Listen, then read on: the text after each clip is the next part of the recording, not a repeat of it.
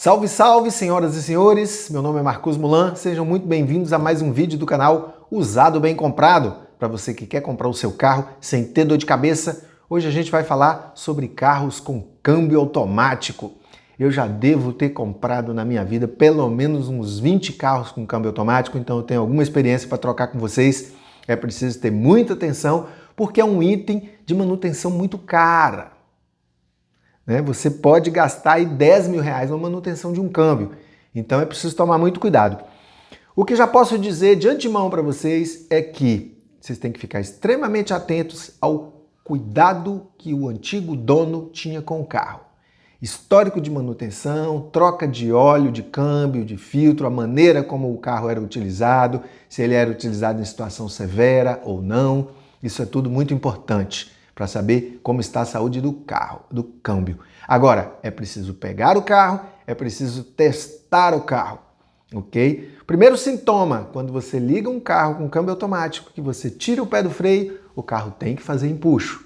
Se o carro não está fazendo empuxo, já é um primeiro sintoma que o câmbio automático não está legal. Todo câmbio automático, você tirou do P com o pé no freio, engatou o D de drive, soltou o freio, ele já faz empuxo no carro. É o comportamento normal de um câmbio. Outra coisa, teste o carro com o motor quente e exija do carro, não tenha dó de exigir do carro. Leve o carro no asfalto e aperta o pé mesmo para que ele faça as trocas das marchas, para que você sinta a troca das marchas ali acima de 4.000 giros. Fique de olho, quase todo carro com transmissão automática tem um conta-giro. Fique de olho se o conta-giro sobe, troca e desce, se ele não oscila antes de trocar, porque isso pode ser um sintoma já de câmbio com problema. Se o carro possibilitar, e quase todos possibilitam, puxa a vareta do óleo do câmbio, verifique o nível do óleo e verifique a cor do óleo, se o óleo não está muito escuro. Quanto mais vermelhinho o óleo, melhor. Procure saber quando foi a última troca do óleo, essas informações todas são muito importantes. Agora, independente disso, existem câmbios mais robustos, que têm um histórico menor de manutenção, e existem câmbios no mercado mais frágeis, que têm um histórico de manutenção. Você vai em qualquer loja aí, especializada em transmissão automática, por exemplo, e pergunte qual é o câmbio que mais dá manutenção aqui. O dono da loja provavelmente vai te falar que é o câmbio AL4, que depois ele teve uma alteraçãozinha de software, de solenoides, e passou a se chamar AT8, que é o câmbio que equipa a grande maioria dos carros automáticos da Citroën e da Peugeot e da Renault até bem pouco tempo. Então, antes de comprar o carro, procure saber qual é o câmbio que equipa. Esse câmbio AL4, de todos os carros que eu já tive até hoje, só um carro que me deu realmente despesa com câmbio automático. E, por incrível que pareça, é um carro que eu tinha comprado zero. Quando ele saiu da garantia com 2 anos e meio, que eu fui vender esse carro, estava para vender o carro, começou a apresentar problema no câmbio, acredite se quiser. Com menos de 50 mil quilômetros rodados. Era um Peugeot 207 Passion. Ele começou a esticar demais, ele esticava demais até trocar a marcha. Problema nas eletroválvulas. Troquei 2 eletroválvulas e achei que o carro ainda não ficou legal. E vendi falando para a pessoa que o carro estava na garantia, que tinha sido feita a manutenção, mas que eu não estava satisfeito. Eu joguei limpo com o cara, dei 10 mil reais de desconto na época sobre o valor de tabela. Perdi 10 mil reais no carro. O cara comprou e ficou satisfeito, disse que não tinha percebido nada de errado. Eu fiquei super feliz, inclusive, porque então a minha consciência estava tranquila. Vendi o carro 10 mil reais abaixo da tabela porque simplesmente achei que o serviço não tinha ficado legal.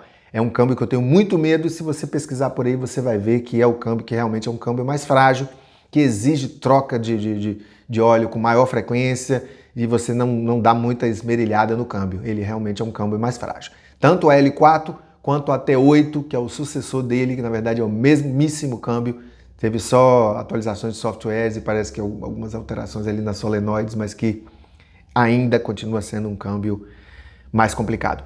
Temos também o 0M da Volks, aqueles câmbios que equiparam Bora e Golf até 2006, se não me engano. Câmbios também simples e que dão manutenção e o pior, manutenção cara, manutenção que você vai gastar aí próximo de 10 mil reais.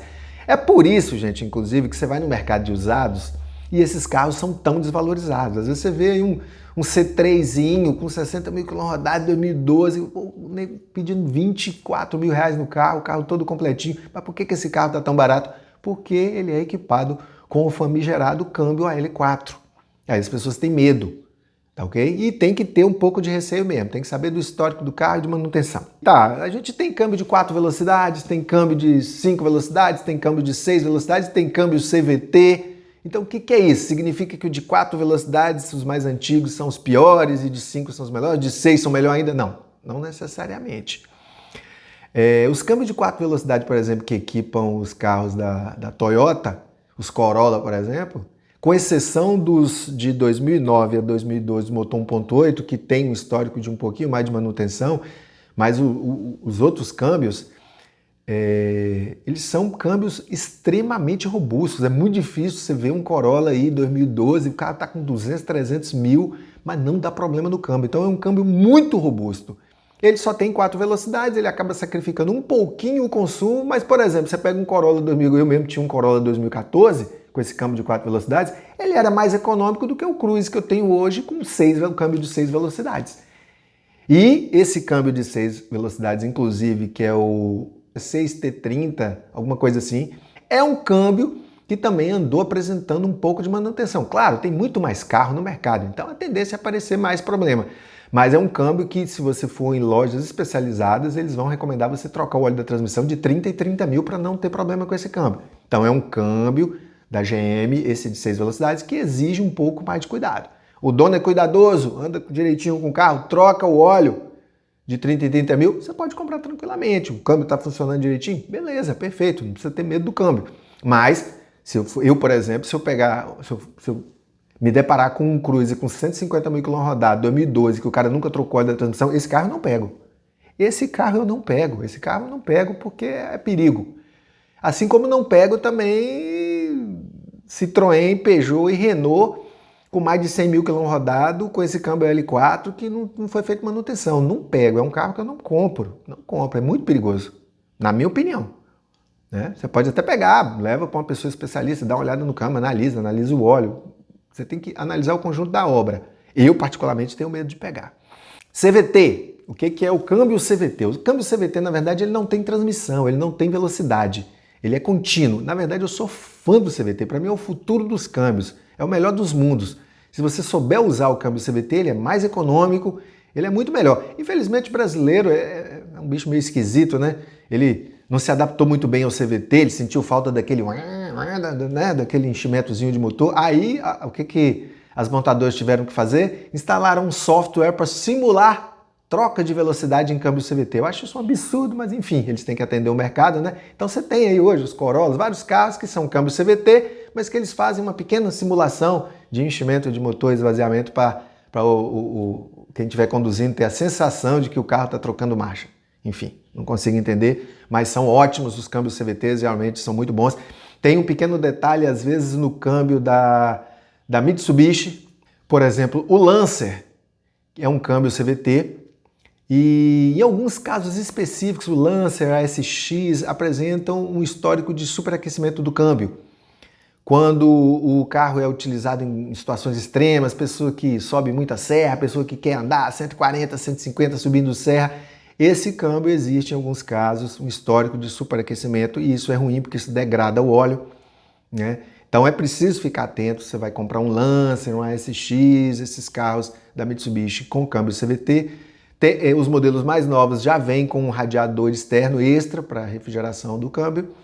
Não significa que, eu vou olhar um Lancer que não tem esse refrigerador, significa que, então, vou ficar com medo do câmbio. Não, o câmbio é ótimo. É só você prestar atenção no histórico de manutenção do câmbio e como a pessoa o ex-proprietário do carro conduzia o carro. Como o Lancer é um carro já, né, com cara de esportivo, um carro meio playboy, aí a gente fica com medo porque provavelmente passou na mão da garotada aí que quer meter 160 no carro, quer realmente forçar o câmbio.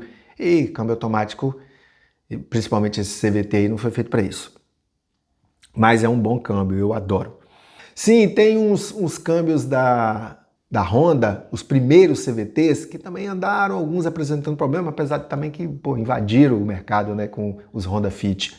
Então lá entre 2006 e 2007 parece que tem uns câmbios CVTs por falta de manutenção que andaram apresentando um pouco de problema, mas é sempre aquilo, falta de manutenção e não saber usar o câmbio. Né? O câmbio é ótimo. Então é isso, pessoal. Acho que consegui fazer um resumozinho para vocês, os cuidados que vocês precisam tomar ao comprar um carro usado com câmbio automático. Beleza? Por hoje é só. Fiquem em paz, sob a luz de Já. Até a próxima.